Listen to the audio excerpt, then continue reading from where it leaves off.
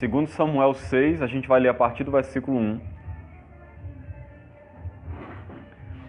Vamos ler até o versículo 11.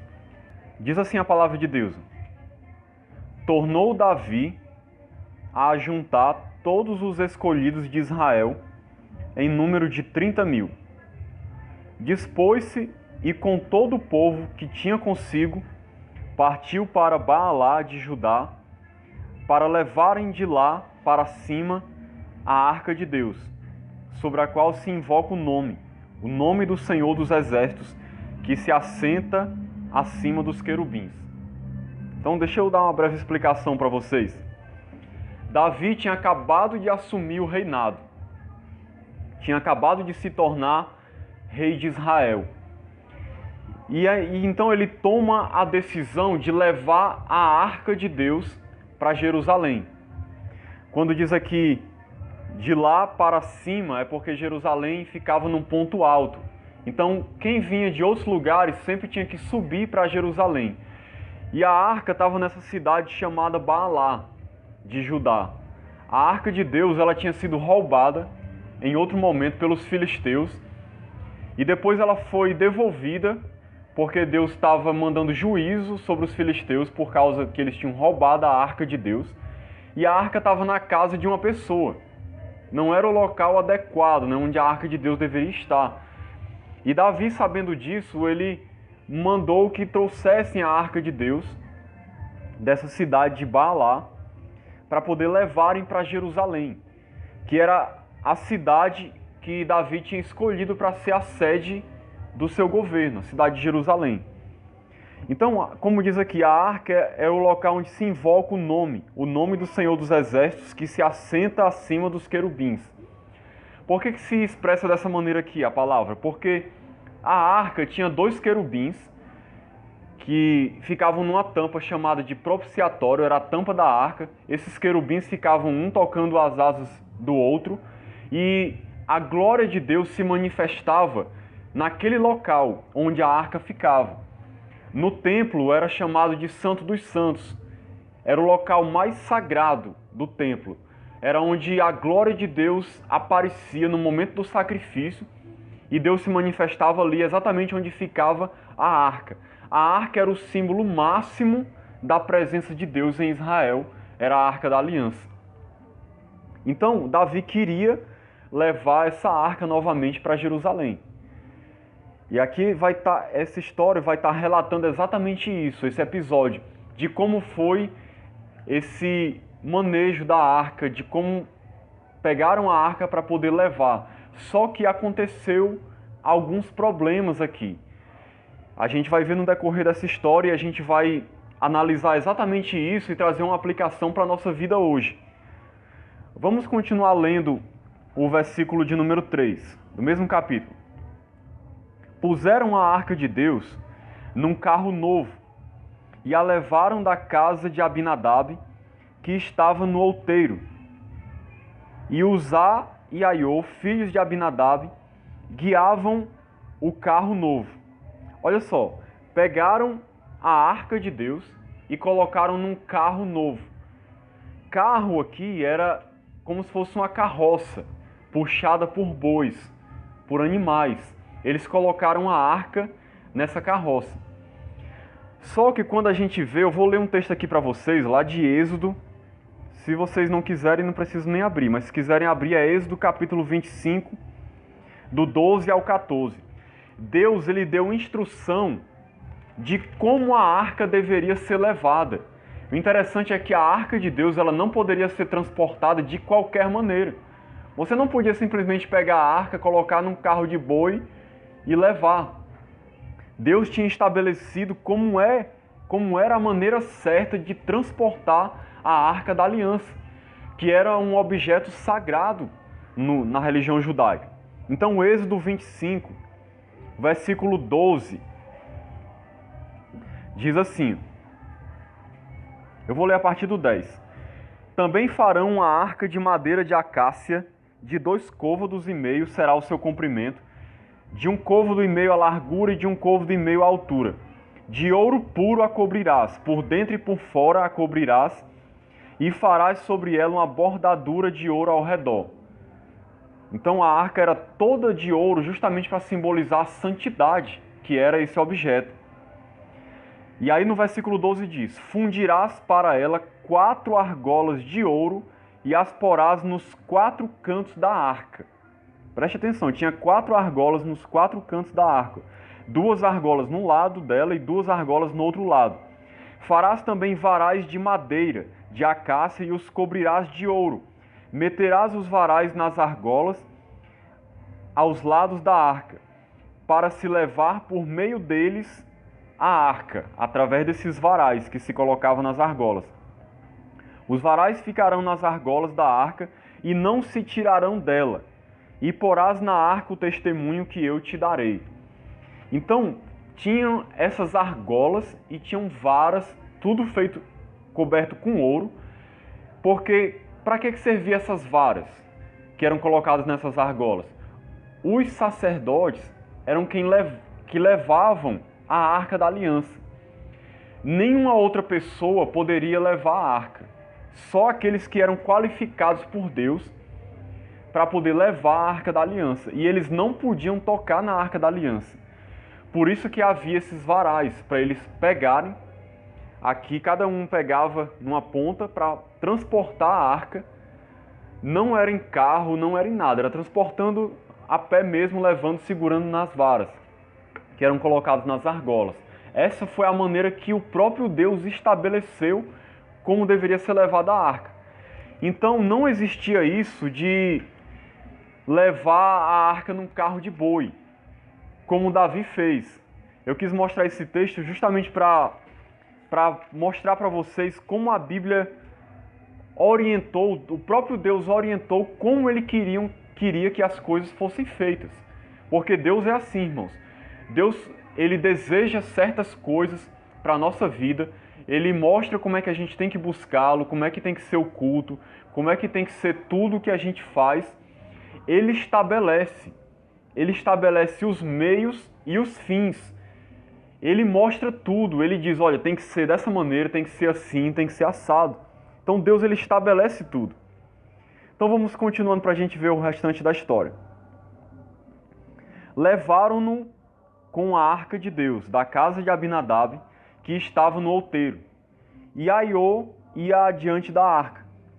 Davi e toda a casa de Israel alegravam-se perante o Senhor com toda sorte de instrumentos de pau e de faia, com harpas, com saltérios, com tamborins, com pandeiros e com símbolos. Então vejam que eles estavam fazendo a maior festa, estavam muito felizes porque estavam levando a arca de Deus. E nós não podemos duvidar aqui das boas intenções de Davi. Davi estava com boas intenções, ele estava cheio de boas intenções. Ele queria levar a arca para Jerusalém, para colocar num local adequado, para poder agradar a Deus. E aí colocou nesse carro de bois, estavam tocando instrumentos e se alegrando na presença do Senhor, estavam felizes porque estavam levando a arca para Jerusalém e eles estavam realmente com boas intenções, querendo agradar a Deus e querendo fazer o que era certo. Agora veja o que acontece no versículo 6. Quando chegaram à eira de Nacon, estendeu Uzá a mão à arca de Deus e a segurou, porque os bois tropeçaram. Não, veja só o que aconteceu. Quando chegou num local íngreme, o carro ia virar. O carro de bois ia virar com a arca.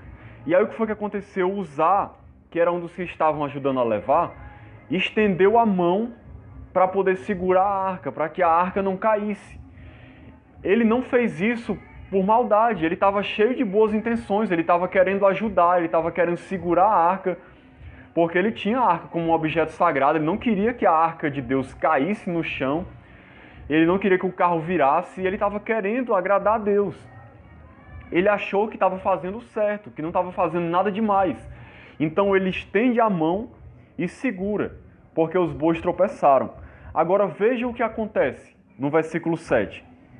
Então a ira do Senhor se acendeu contra Uzá, e Deus o feriu ali por esta irreverência, e morreu ali junto à arca de Deus.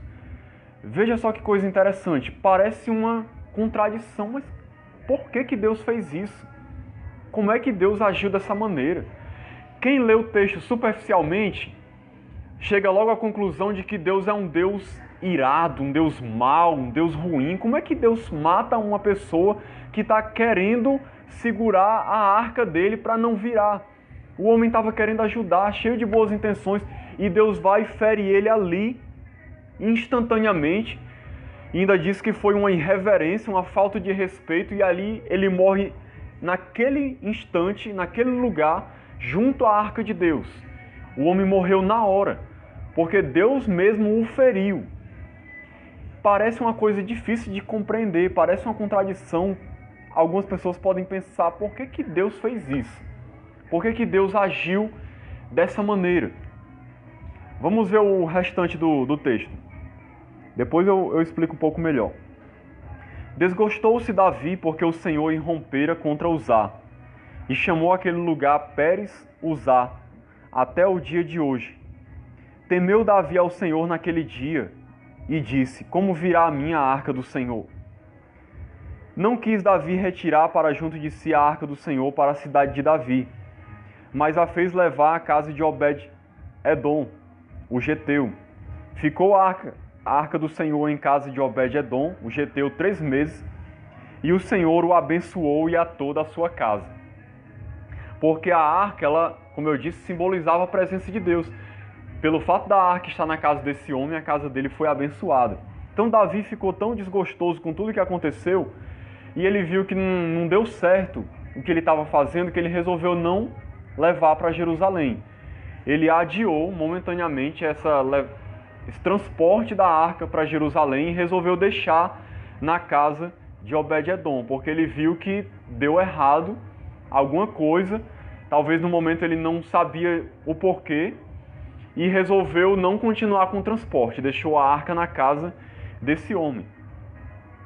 Aí, irmãos, a gente precisa entender o que aconteceu aqui. Como eu disse antes, e mostrei o texto para vocês lá de Êxodo, a arca ela tinha um modo certo de ser transportada, de ser levada. E ninguém podia tocar na arca, por isso que se levava com varais e com argolas. Deus estava mostrando com isso o quê? Que Ele é um Deus santo, que Ele é puro, e que o homem que é pecador não pode ter contato com Ele. Era isso que Deus estava querendo ensinar para o povo. Que a arca, que simboliza a presença dele, é algo santo. A presença de Deus é tão santa que o homem pecador não pode se aproximar, não pode tocar. Deus queria mostrar o quê? Que havia uma separação do homem para com Deus por causa do pecado. O homem não podia naturalmente se aproximar de Deus. Tudo isso era para ensinar o povo de Israel isso, que Deus era santo, que eles eram pecadores e que por causa do pecado eles não podiam ter um contato íntimo com Deus. E a arca simbolizava a presença de Deus. Uma coisa interessante é que o local onde ficava a arca só era visitado uma vez por ano pelo sumo sacerdote quando ele ia fazer o sacrifício expiatório anual pelos pecados do povo, e só o sumo sacerdote entrava lá. E mesmo assim ele não tocava na arca de Deus. A arca de Deus não podia ser tocada. Deus queria ensinar o quê? Eu sou um Deus santo e vocês não podem chegar a mim por causa do pecado. Deus estava querendo ensinar isso para o povo, a questão da santidade, a questão do pecado. Para quê? Para que o povo entendesse que tinha algo errado, que eles precisavam de uma salvação, que eles precisavam de uma restauração que Deus ia anunciar no futuro por meio de Jesus Cristo. Então Deus ensinou tudo isso aqui a Israel, não só através da arca, mas através de muitas coisas. Deus estava ensinando isso, que Ele é santo, que o povo é pecador e não podia se aproximar dele. Então, quando Uzá tocou na arca, ele desobedeceu uma ordem de Deus. Ele desobedeceu uma ordem direta de que não podia nem tocar na arca. Tudo estava errado ali, a começar da maneira como estava sendo transportada, que não era para transportar num carro de bois. E infelizmente Uzá, talvez por ignorância, não sei, aconteceu essa fatalidade da arca ir virando e ele tocou na arca e morreu. Deus quis ensinar isso, olha, ninguém pode chegar na minha presença e permanecer vivo porque vocês são pecadores. Foi isso que Deus quis ensinar. E Deus quis ensinar mais o que também? De que há uma maneira certa de se fazer as coisas para Deus. Há uma maneira certa de se chegar a Deus. Ninguém se chega a Deus de qualquer maneira. A gente tem que buscar a Deus da maneira como Deus estabeleceu. Se a gente olhar o culto no Antigo Testamento, tudo foi ordenado por Deus, tudo foi instruído por Deus, como é que deveria ser o culto, como é que deveria ser o sacrifício, como é que as pessoas tinham que se comportar, até a roupa dos sacerdotes, Deus estabeleceu tudo. E o povo tinha que fazer exatamente como Deus disse, porque o culto tinha que ser agradável a Deus, tinha que ser do jeito que Deus queria, porque senão ia ser um culto abominável, ia ser um culto que não ia agradar a Deus, que ia entristecer o Senhor. Houve um outro episódio onde Nadab e Abiú, dois filhos de Arão, morreram também na presença de Deus porque eles foram oferecer um sacrifício com fogo estranho, ou seja, um fogo que não era do local onde Deus mandou que se pegasse o fogo. E eles morreram também por causa disso na presença de Deus.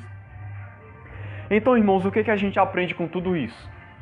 Resumindo, que Deus é um Deus santo, que Deus estabeleceu como deve ser o culto e como deve funcionar tudo aquilo que está relacionado ao culto e como deve ser a nossa vida para a gente poder agradar a Deus. Essas coisas do Antigo Testamento, elas são ilustrações, elas são figuras da nossa vida hoje. Agora eu quero mostrar para vocês como a gente aplica isso para a nossa realidade de vida, para os nossos dias de hoje. Porque não existe mais uma Arca da Aliança no culto a Deus. A Arca da Aliança não existe mais. Você vai ver algumas igrejas por aí fazendo réplicas da Arca da Aliança e o povo levando a arca no meio do culto, mas isso é invencionice humana. São pessoas que gostam de inventar coisas e trazer para dentro da igreja que Deus não estabeleceu. Mas não existe mais nada relacionado à Arca da Aliança no culto na igreja hoje. Hoje a presença de Deus, ela é real, ela é espiritual, ela se faz presente dentro de nós e Deus não mais está presente na Arca da Aliança, mas Deus está presente em nós, está presente na sua igreja. E no meio do culto que nós estamos prestando, Deus está presente. Então, uma coisa que nós aprendemos interessante para os dias de hoje, irmãos, da mesma maneira como era no Antigo Testamento, continua hoje. O culto que a gente vai prestar a Deus, as coisas que a gente vai fazer para Deus, não pode ser do jeito que a gente quer. Não pode ser do jeito que a gente acha melhor. Tem que ser do jeito que agrade a Deus. Do jeito que alegre o coração do Senhor. Do jeito que satisfaça a Ele. Então o que eu queria ensinar para a gente hoje é mostrar como ter um culto que agrade o Senhor.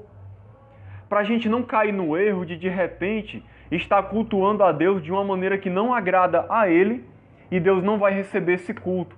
Vai ser um culto abominável, vai ser um culto que Deus vai rejeitar, vai ser algo que Deus não vai ter prazer. Vai ser como esse episódio aqui, onde fizeram tudo errado, Deus não se alegrou e um homem recebeu juízo de Deus, punição de Deus, porque fez de uma maneira errada. E aí eu queria que a gente se perguntasse, será que o nosso culto pessoal está agradando a Deus? A maneira como a gente busca o Senhor, a maneira como a gente cultua o Senhor, a maneira como a gente faz as coisas relacionadas a Deus, será que a gente está agradando a Deus? Será que a gente está realizando essas coisas do jeito que Deus quer? Ou será que é do jeito que a gente quer? Será que Deus vai receber qualquer culto? De qualquer maneira? Irmãos, uma coisa que a gente precisa entender. Deus ele não recebe qualquer culto. Deus ele não aceita qualquer pessoa que vai buscar a Ele de qualquer maneira. É preciso buscar a Deus do jeito que Ele deseja ser buscado. É preciso cultuá-lo do jeito que agrada a Ele, porque senão a gente não vai ser recebido na presença de Deus. Deus vai rejeitar a nossa pessoa, a nossa oferta de adoração, o nosso culto. E eu tenho certeza que ninguém quer ser rejeitado por Deus. É uma coisa horrível você ser rejeitado por Deus. Mas se a gente não tiver a atitude correta, se a gente não cultuar a Deus de uma maneira que agrade a Ele, é isso que vai acontecer. Então, eu vou aqui dar alguns exemplos práticos para a gente poder compreender como agradar a Deus com o nosso culto. Como prestar um culto que agrade o Senhor, que seja da maneira como Ele deseja, de uma maneira que Ele se alegre, de uma maneira que Ele vai ter prazer nas nossas vidas. Então, se você tem desejo de buscar a Deus, se você tem desejo de estar na presença de Deus, de que Deus se agrade de você, isso aqui que a gente está refletindo hoje é de importância fundamental para a nossa vida. Porque a gente vai estar meditando sobre como agradar a Deus com o nosso culto. Por exemplo, a oração. Deus, Ele disse que a gente deve orar. Jesus, Ele nos ensinou a orar. Os discípulos pediram para que Jesus os ensinasse a orar. E Jesus deu um exemplo de oração. A oração conhecida como Pai Nosso. Jesus, Ele deu aquela oração como exemplo. Jesus não estava ali estabelecendo uma oração mecânica para ser repetida inúmeras vezes como se fosse um ritual. Não, Jesus estava dando um exemplo de como a gente deve orar a Deus, de como fazer uma oração agradável ao Senhor. Então Jesus ensinou a orar. Certa vez Jesus falou assim: quando vocês forem orar, e está lá em Mateus, no Sermão do Monte, capítulo 5, 6 e 7, não lembro qual é o versículo. Quando vocês forem orar, não usem de vãs repetições. Não sejam como os hipócritas que pensam que pelo muito falar serão ouvidos. Ou seja, há uma maneira de como orar a Deus. Jesus também falou assim: quando você for orar, entra no teu quarto e ora ao teu pai que te vê em secreto, e o teu pai que te vê em secreto te recompensará. Ou seja, o que a gente aprende com tudo isso? Jesus estabeleceu como é que Ele deseja que a gente ore. A oração não é uma coisa que você faz de qualquer maneira. Você não decide assim: eu vou orar a Deus e eu sei que Deus vai ouvir. Deus, Ele não ouve toda a oração. As pessoas pensam que toda oração que é feita a Deus, Deus ouve. Deus não ouve toda a oração. Deus ouve a oração que é feita por alguém que é servo de Deus e que está orando da maneira que agrada a Ele. Porque se a gente não for servo de Deus, a gente não pode se chegar a Ele. Porque o servo de Deus só se chega a Deus em oração por meio de Jesus Cristo. Então aquele que não tem Cristo não pode se chegar a Deus em oração. Deus não pode ouvir a sua oração, porque Ele não chega pelo caminho que é Jesus. Às vezes a pessoa quer ir por outro mediador, quer estabelecer um homem ou uma mulher como seu mediador, como um intercessor, quer que essa pessoa rogue por ele diante de Deus, e Deus não vai aceitar isso nunca, porque a gente só chega a Deus por meio de Jesus. Então aquele versículo que eu citei, de você orar em secreto, por que Jesus ensinou aquilo? Porque a oração não é para ser um exibicionismo.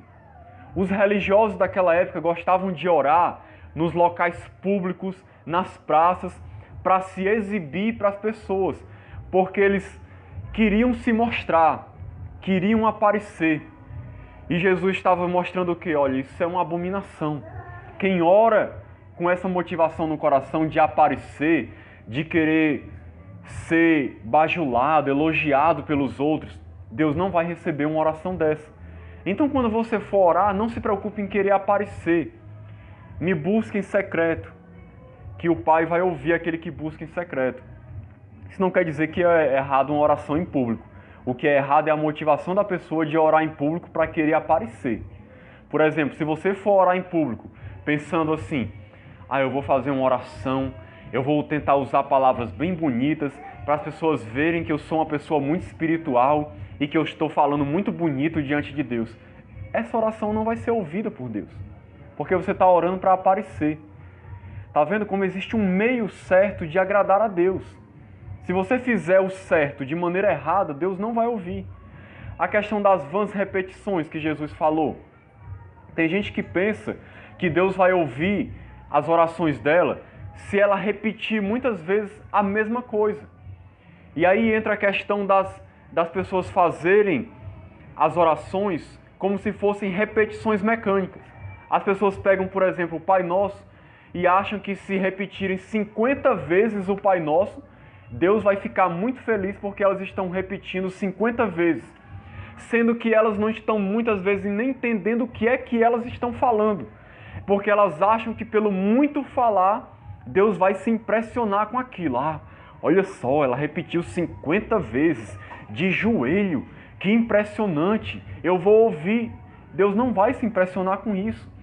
O que impressiona a Deus, se é que eu posso usar essa palavra, é a oração feita de coração, a oração sincera, verdadeira, que vem de um coração que está cheio de amor por Ele e que está abrindo o seu coração para falar com Ele. Uma oração de um servo de Deus. Não adianta você passar 2 horas repetindo o Pai Nosso ou repetindo qualquer outra coisa diante de Deus, achando que por causa disso Deus vai ouvir você, porque não é assim que funciona. Jesus foi quem ensinou isso. Não é pelo muito falar que a gente é ouvido, é pela qualidade da oração. É claro que não é errado você passar muito tempo orando, mas se você for passar muito tempo orando, que seja uma oração verdadeira, sincera, de coração, algo espontâneo, que flui de dentro da sua alma. Você conversando como se conversa com um pai, como se conversa com um amigo. Se você for chegar diante de Deus e começar a repetir o Pai Nosso, ou várias orações ou reza que alguém ensinou para você, achando que pelo muito repetir aquilo, Deus vai se agradar, saiba que, como o próprio Jesus disse, usar vãs repetições e falar muito, não é isso que faz Deus se agradar de uma oração. Então veja como Deus ele estabelece como é que as coisas têm que ser feitas.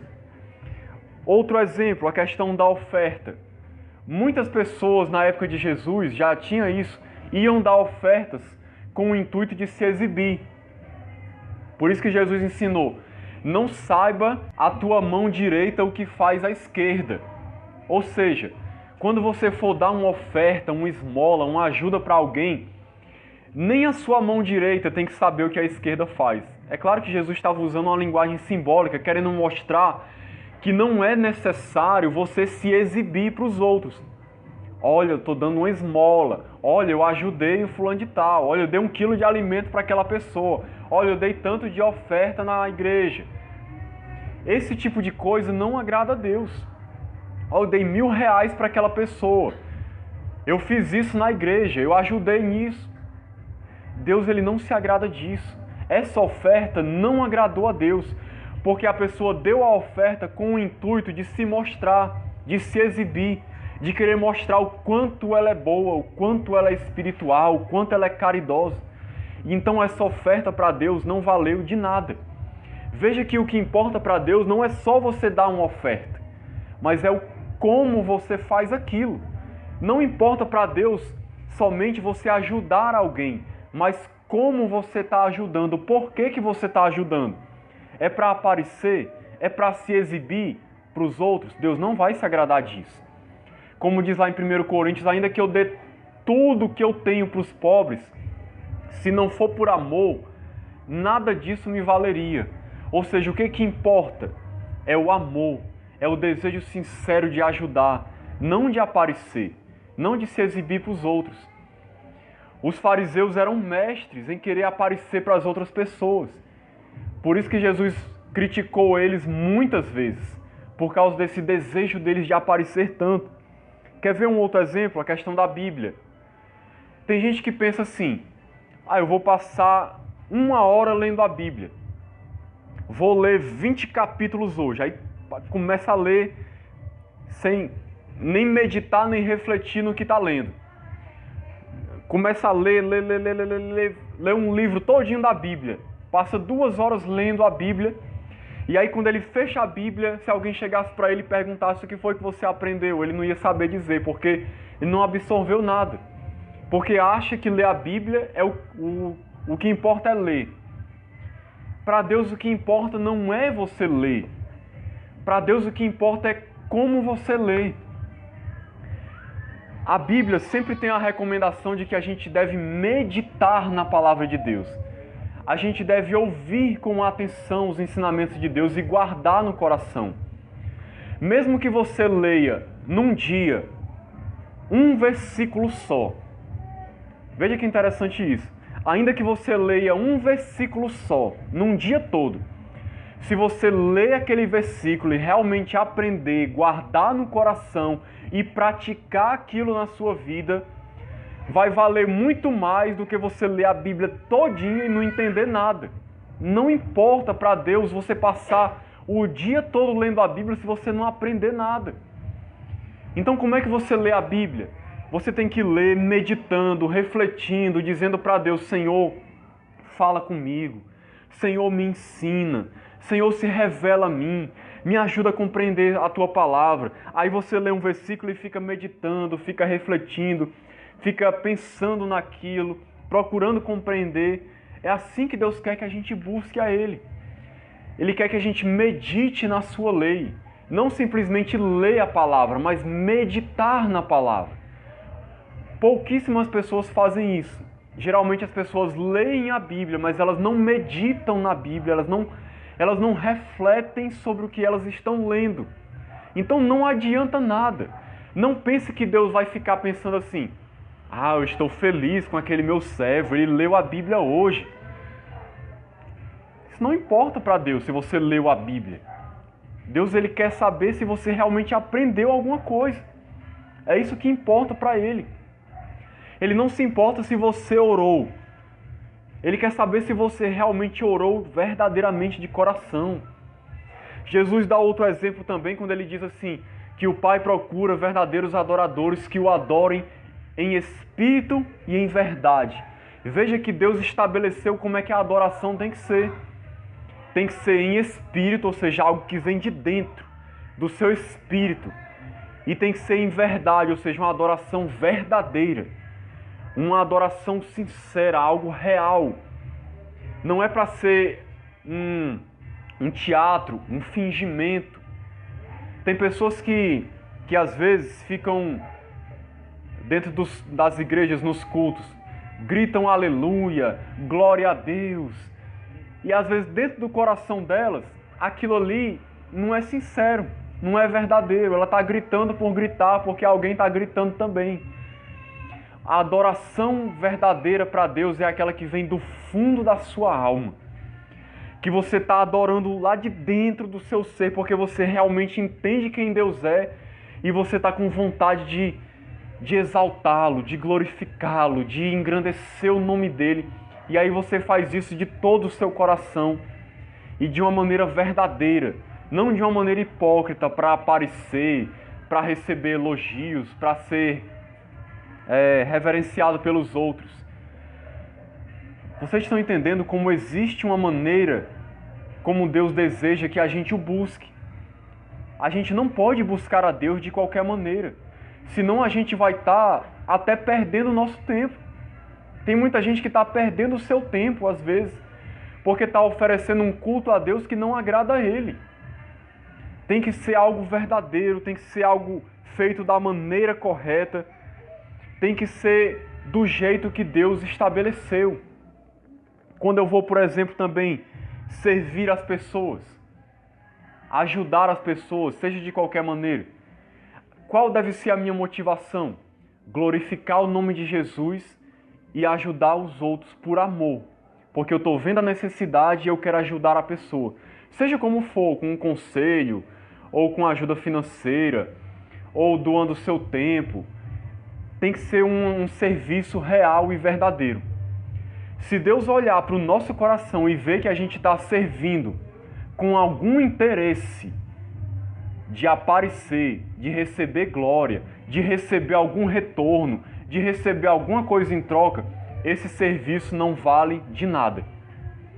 Se você ajuda alguém porque você está pensando assim, eu estou ajudando porque eu quero que ela me dê algo em troca, ou porque eu quero que a igreja veja que eu sou uma pessoa boa, que estou ajudando os outros, isso não vai valer de nada para Deus, porque o nosso coração vai estar com a motivação errada. A gente vai estar fazendo com um motivo errado de aparecer, não é de dar glória para Deus. Irmão, se o objetivo não for dar glória a Deus, nada do que a gente fizer vai ser aceito por Deus. Deus sempre tem que receber a glória e tem que ser sempre por amor, por desprendimento, de maneira verdadeira. Essa é a vontade de Deus para as nossas vidas. Para finalizar, eu gostaria de analisar aqui agora com relação à igreja, à congregação de pessoas, ao que acontece num culto, para que a gente possa ter discernimento de como é um culto agradável a Deus ou não. Pare para refletir. Você acha que todo culto que é prestado pelas pessoas nas igrejas, em toda a face da terra, você acha que Deus está ali naquelas igrejas, se agradando do que está sendo feito ali? Você acha que Deus está recebendo tudo que é feito nas igrejas?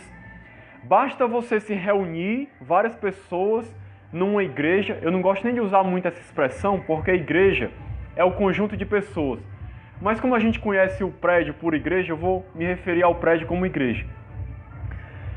Você acha que para Deus basta simplesmente que as pessoas se reúnam numa igreja e aí comecem a louvar, a pregar a palavra, a dar ofertas, e você acha que Deus automaticamente vai estar se agradando de tudo aquilo ali que vai estar sendo feito? Será que Deus vai estar presente em todos os cultos que são realizados nas igrejas, nessa hora, nesse domingo? Será que Deus está ali se agradando, recebendo aquele culto? Irmãos, eu digo para você sem medo de errar. Tem muitos cultos que estão sendo oferecidos a Deus nessa hora, que Deus tem pavor àquilo, Deus tem horror, Deus vê aquilo ali como uma coisa abominável, que Ele quer distância daquilo. Assim como Ele dizia para o povo de Israel, disse certa vez, eu não suporto mais os sacrifícios de vocês. Deus disse isso, não lembro qual é o versículo, mas eu estou cheio dos seus sacrifícios. Eu não quero mais saber de animais, eu não quero mais saber disso que vocês estão ofertando, porque vocês estão vivendo no pecado, vocês estão vivendo de uma maneira errada, e eu não estou me agradando da vida de vocês. Não estou me agradando desses sacrifícios. O livro de Malaquias fala muito sobre isso. Então Deus ele não recebe qualquer culto. Deus ele não se agrada de qualquer coisa. Às vezes as pessoas pensam que basta se reunir numa igreja e dizer que vai cultuar a Deus, que a glória de Deus vai descer ali, que o Espírito Santo vai fluir, e não é bem assim. Eu vou dar alguns exemplos para vocês, para a gente entender como é que é um culto numa igreja que agrada a Deus, para que a gente sempre possa cultuar a Deus de uma maneira que agrada a Ele. Por exemplo, existem muitas igrejas hoje onde o momento do louvor não é um momento de adoração e louvor a Deus. É um momento de show, é um momento de apresentação, é um momento onde as pessoas sobem no púlpito para se apresentar, para fazer um show, achando que são estrelas e acham que Deus vai se agradar daquilo. Meus irmãos, Deus vai abominar um momento de louvor desse, porque no momento do culto da igreja é para Deus receber a honra. Deus é que tem que ser glorificado. Nenhum homem, nenhuma mulher pode aparecer. Ninguém pode ficar em evidência. Ninguém pode receber honra e glória no momento de um culto na igreja. Deus ele tem que receber toda a honra, toda a glória e todo o louvor de cada pessoa que está ali. E tudo que vai ser feito num culto a Deus, desde a hora que se inicia o culto até o término do culto, tem que ser para glorificar a Deus. Se um grupo de louvor sobe num púlpito de uma igreja para louvar com o intuito de aparecer, e nós sabemos que isso acontece muitas vezes, Deus ele não vai receber aquele culto daquelas pessoas. E o pior isso não afeta só aquelas pessoas, mas afeta a congregação como um todo. Porque a própria congregação se prejudica por causa de algo que está errado no culto da igreja. A gente vê aquele exemplo que aconteceu em Israel, por causa de uma pessoa que estava em pecado, o exército de Israel inteiro perdeu a guerra, por causa de um homem que tinha feito uma coisa errada. Está registrado no livro da lei. Então nós vemos às vezes muitas pessoas sobem nos púlpitos das igrejas para louvar com o intuito de aparecer, de fazer um show, acham que são estrelas. Quantos e quantos tocadores não tocam com o intuito de se apresentar, de querer que as pessoas achem que ele é um grande tocador, que toca muito bem.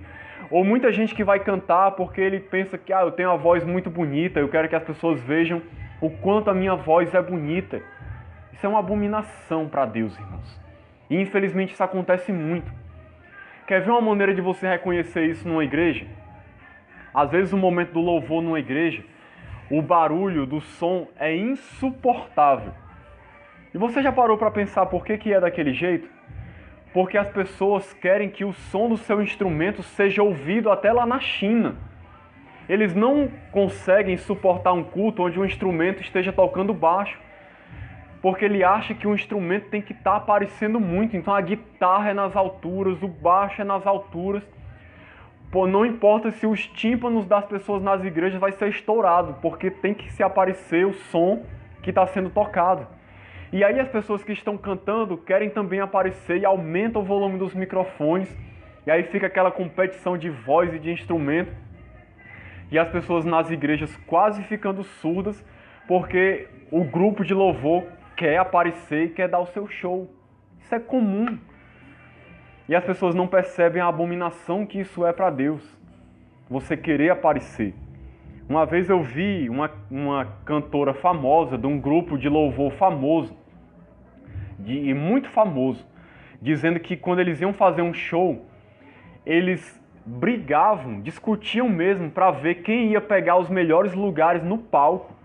Porque eles não queriam ficar num canto do palco, eles queriam ficar no centro do palco. Todo mundo queria ficar bem no centro, bem na frente, para poder aparecer na hora do show. Porque ninguém queria ficar na gravação do DVD lá do lado escondido, porque tinha que ficar na frente para aparecer. Então eles ficavam brigando na hora do ensaio para escolher os lugares, porque cada um queria aparecer mais do que o outro. Isso é uma abominação para Deus, irmãos. Outro exemplo. Quantas e quantas igrejas, na verdade hoje, não tem pessoas pregando a palavra, mas tem pessoas que são verdadeiros animadores de auditório. Será que isso agrada a Deus? A vontade de Deus é que a palavra de Deus seja pregada para que o povo de Deus aprenda, que o povo de Deus seja edificado, que o nome de Jesus seja glorificado. Infelizmente, na maioria dos lugares hoje, nem o evangelho não é pregado mais. A palavra de salvação que transforma vidas, ninguém nem fala. Porque o intuito é fazer um entretenimento, uma animação, falar coisas que o povo goste, que o povo queira ouvir para agradar as pessoas. Sendo que o intuito da pregação não é agradar o povo. Se o povo realmente for servo de Deus, o povo vai se agradar de tabela.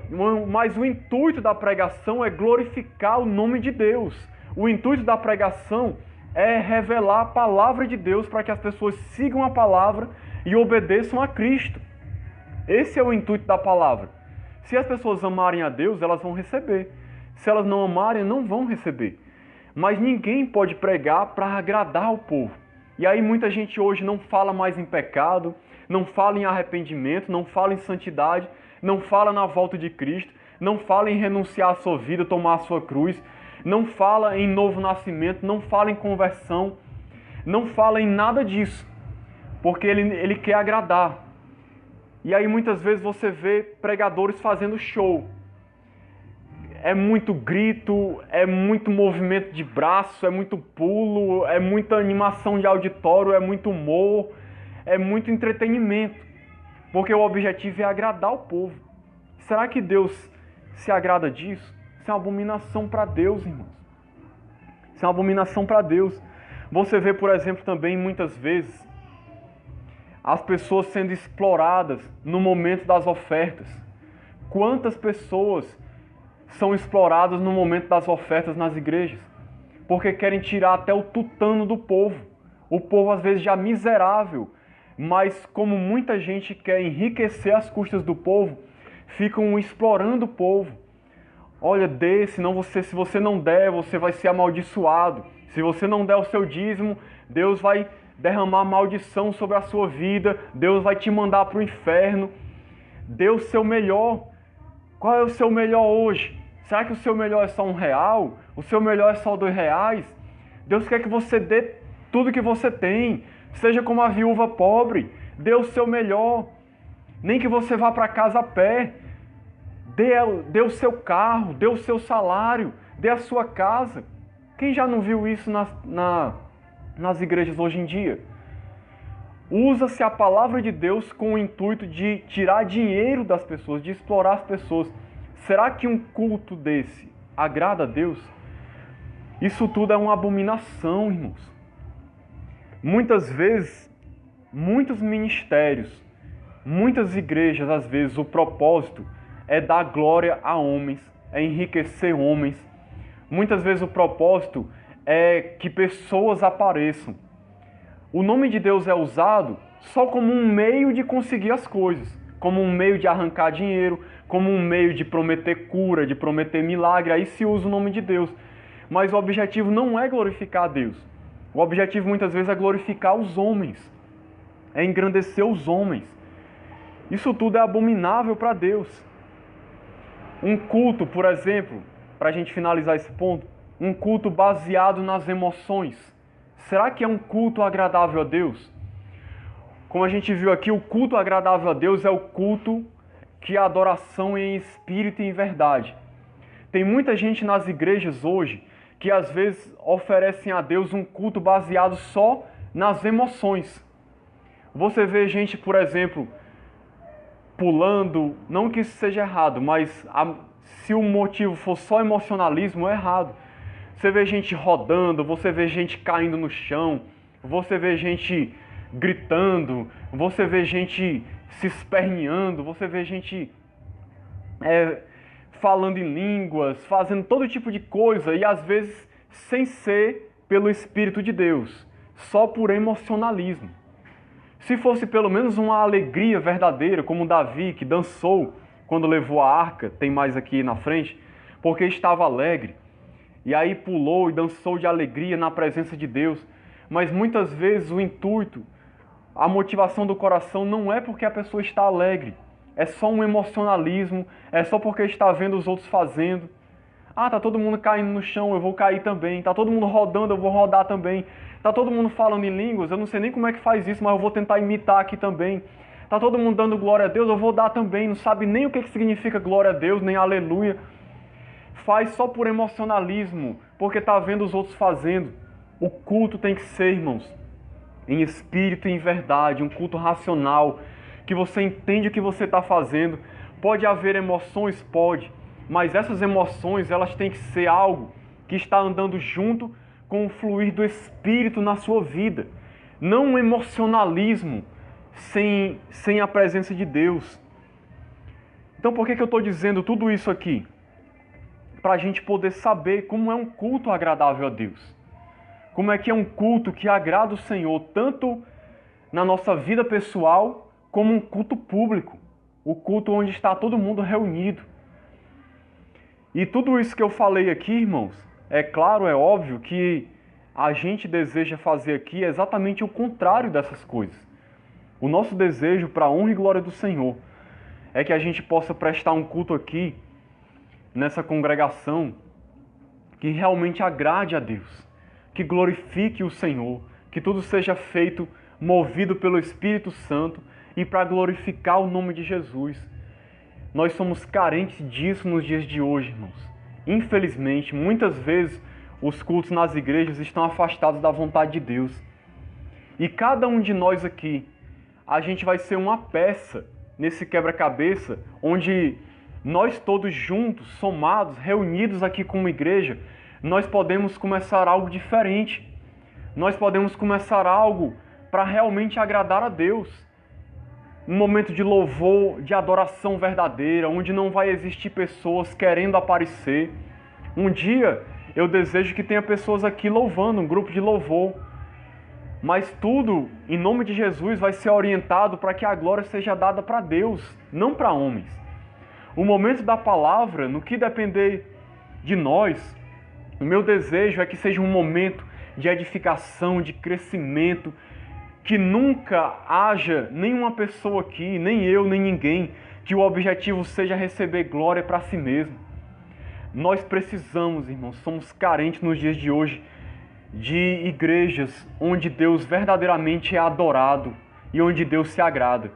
E se a gente fizer isso, sabe o que vai acontecer? A glória de Deus vai se manifestar naquele lugar. A glória de Deus vai se manifestar ali, porque quando Deus se agrada do culto, a glória de Deus se manifesta. O Espírito de Deus age.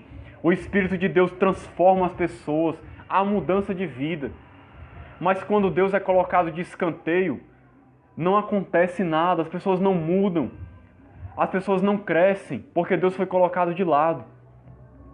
Então, que a gente possa aprender com essa história que aconteceu aqui, que o culto, que a maneira como a gente faz as coisas, tem que agradar a Deus. Tem que ser da maneira como Deus deseja. A próxima vez que você for orar, que você for ler a Bíblia, que você for adorar, que você for ofertar, pare para refletir. Será que eu estou fazendo da maneira correta? Será que eu estou agradando a Deus? Será que eu estou orando do jeito certo? Será que eu estou lendo a Bíblia como Deus deseja que eu leia? Será que eu estou adorando em espírito e em verdade? Como é que eu aprendo isso, irmão? Como é que eu sei a maneira certa? Leia essa palavra. Deus, ele orienta aqui, ele orienta como é que tem que ser o culto. Na Bíblia tem inúmeros versículos, é porque não dá tempo eu falar tudo aqui, mas tem inúmeros versículos que fala de oração, que fala sobre a palavra de Deus, que fala sobre adoração, sobre oferta, e ensina como é que a gente tem que fazer essas coisas. Mostra como é que é o meio que Deus estabelece. Então que a gente possa procurar agradar a Deus. Porque, irmãos, se a gente não agradar a Deus com o nosso culto, a gente precisa entender que um culto que não é agradável a Deus, ele atrai o juízo de Deus, porque ele se torna uma abominação. E aí acontece o que aconteceu com Uzá. Não estou dizendo que você pode vir a morrer no culto. Geralmente Deus não faz isso hoje. Não mata as pessoas na hora do culto, geralmente. Mas quando chegar o dia do juízo, que a gente for prestar contas, Deus, ele vai julgar como foi o nosso culto, como foi que a gente o buscou, se foi de uma maneira que agradava a ele ou não. E se não foi de uma maneira que agradava a ele, a gente vai receber juízo, vai receber condenação. E eu tenho certeza que a gente não quer ser condenado, a gente quer ser recebido na presença de Deus, estar na presença de Deus, né? Então que Deus nos abençoe, que Deus nos ilumine, que Deus nos ajude a praticar a sua palavra, a viver de uma maneira que agrade a Ele, para que o nosso culto seja recebido na sua presença, em nome de Jesus. Amém. Glória a Deus.